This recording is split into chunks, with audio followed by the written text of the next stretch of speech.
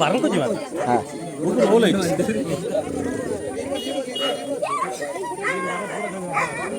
கட்டையை பண்ணத போ தூளா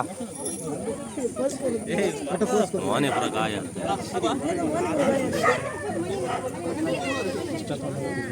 चलिया बुझे चोरला ಕೈ ಒಂದಾಕ್ಬಿಡಿ ಅಷ್ಟೊತ್ತಿಗೆ ಬಂದ ಹಾಕಿ